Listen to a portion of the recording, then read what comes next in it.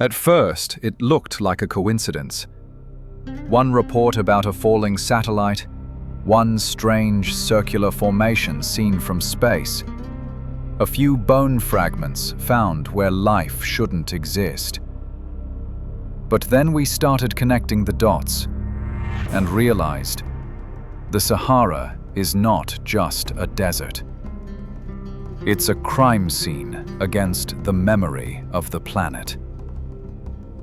We're used to seeing it in photographs. Endless dunes, burning heat, absolute silence.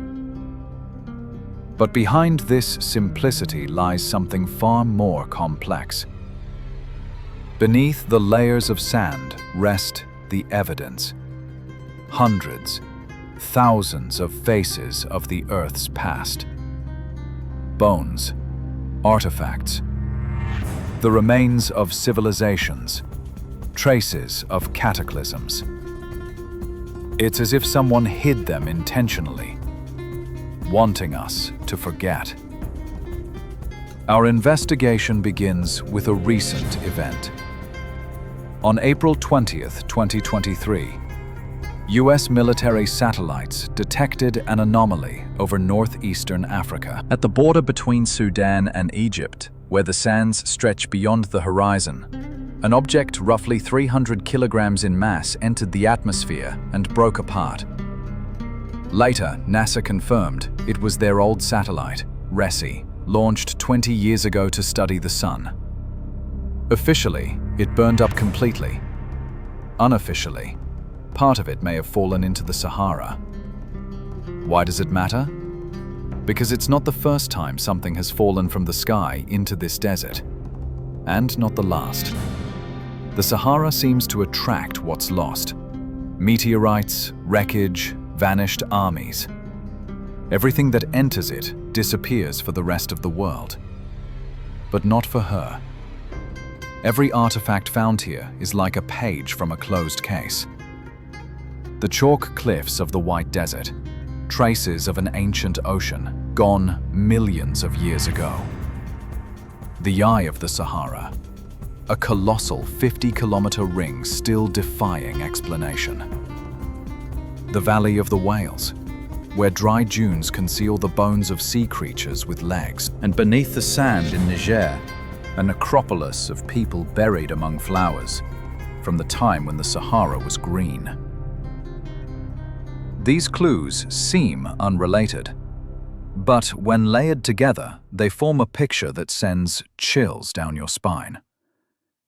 Our investigation isn't about sand. It's about memory, about how the Earth never forgets. And perhaps the Sahara is its main archive, encrypted in dust and time.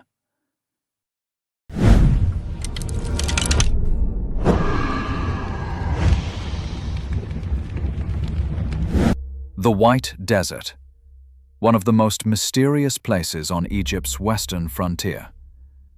For hundreds of kilometers stretches a landscape unlike any other on Earth. Amid golden sands rise dazzling white shapes.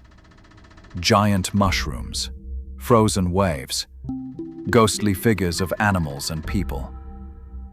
By day, they blind the eyes. By night, they look like moving spirits.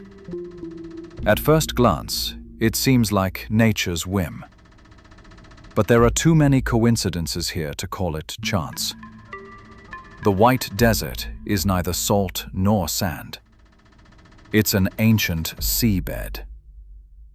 Millions of years ago, this was the Tethys Ocean. Layers of coral, shells, and plankton formed thick strata of chalk and limestone.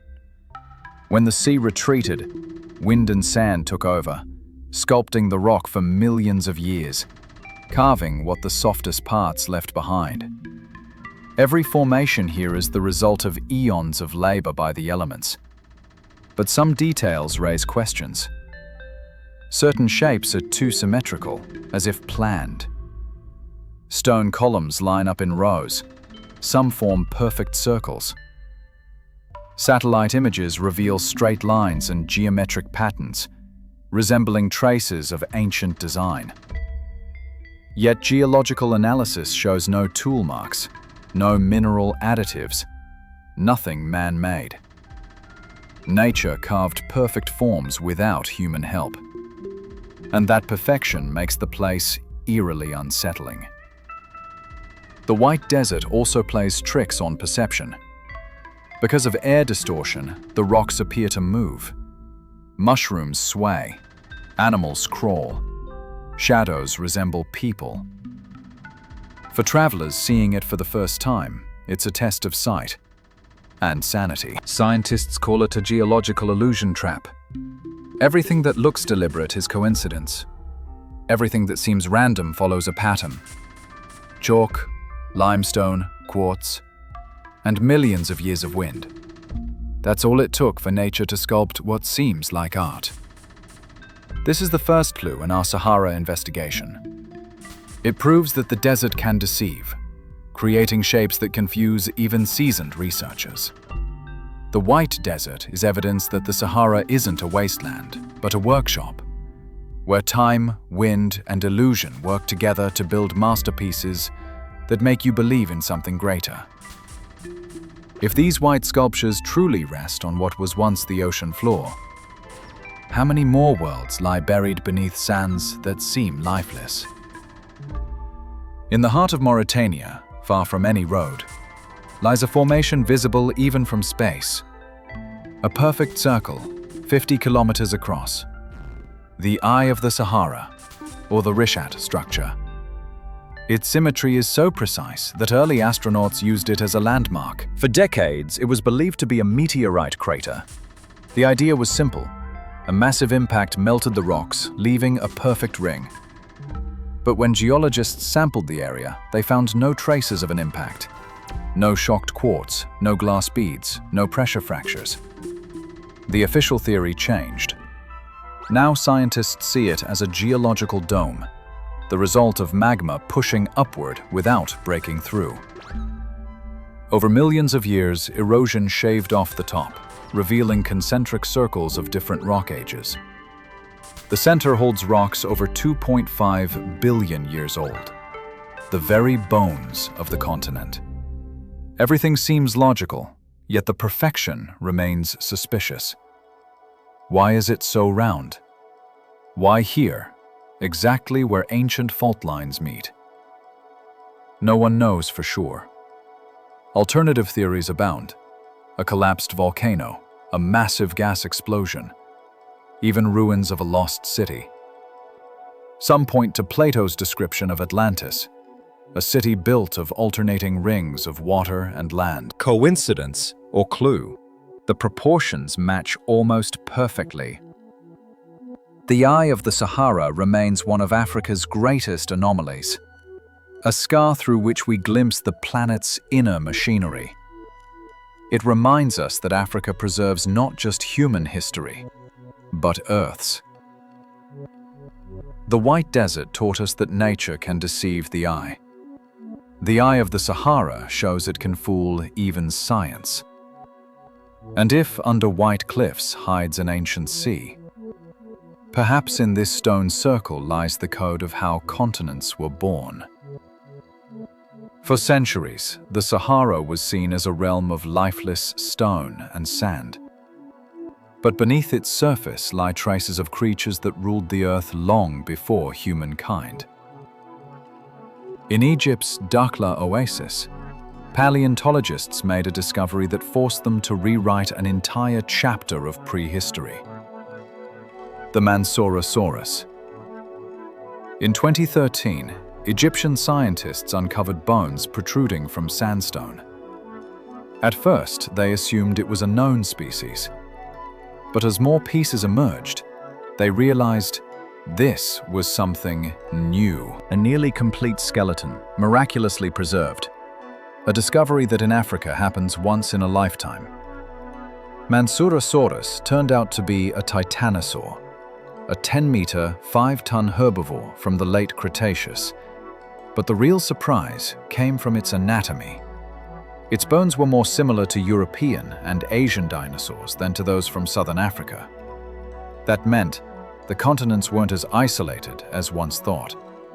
Land bridges still connected Africa to Eurasia. The Sahara, now barren, had once been green, full of rivers and swamps. Herds of giants roamed where dunes now stand. Their bones became messages from a forgotten world, preserved by the very sands that buried them. Mansurosaurus proved that the desert is not a border, but a bridge between continents, eras, and ecosystems. Beneath its illusions lives the history of life itself. The white desert deceives the eyes. The eye of the Sahara preserves the memory of Earth's forces. Mansurosaurus reveals the living pulse beneath them. Together, they form a pattern, a story not of emptiness, but of persistence. The Sahara teaches humility. It reminds us that human history is just a thin crust on something far older. We think we are the center, yet beneath our feet lie billions of years that came before and will remain after. When the sun sinks behind the dunes and the sands glow like copper, it seems the desert begins to whisper. That whisper isn't the wind. It's memory. Memory of oceans that dried away, of creatures that vanished, and of the first humans who left their footprints in the ash. The Sahara is not emptiness. It's a living chronicle of the planet. And perhaps the most important pages of that chronicle have yet to be uncovered.